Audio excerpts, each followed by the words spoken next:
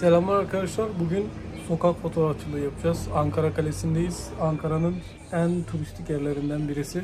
Çok ziyaretçisi var. Buradan Kızılay'a kadar yürüyeceğiz. Bakalım neler göreceğiz. Kadrajımıza neler yansıyacak. Biraz eğlenelim dedik. Pazar günü hava güzel. İnsanlar dışarıda geziyor. Biz de biraz gezelim dedik. Hadi bakalım yolculuğa çıkalım.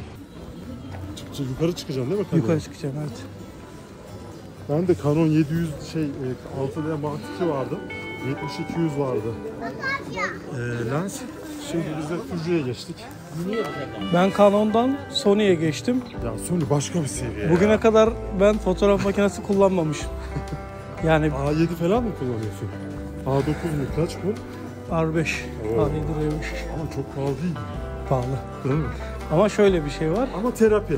Değiyor. Değiyor. Değil yani mi? şey diyorsun. Tamam ya, verdiğim paraya bu değer.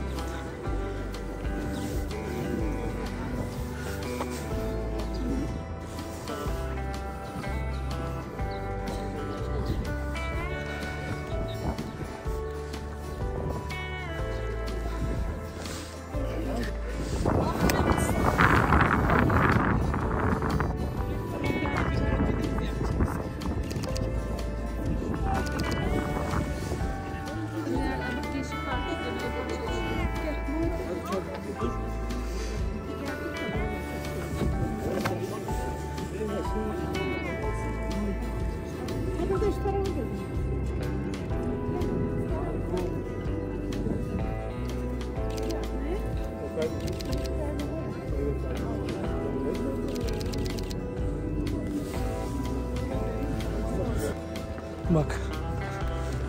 Gel.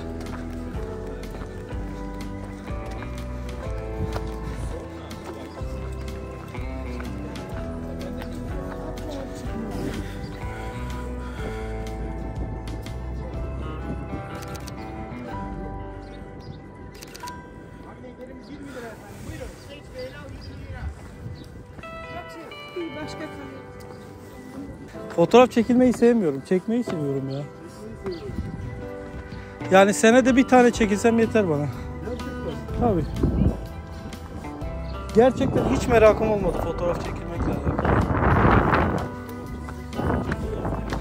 Vallahi bilmiyorum abi. Estağfurullah. Ya bilmiyorum, içimde hiç öyle bir istek olmadı ya.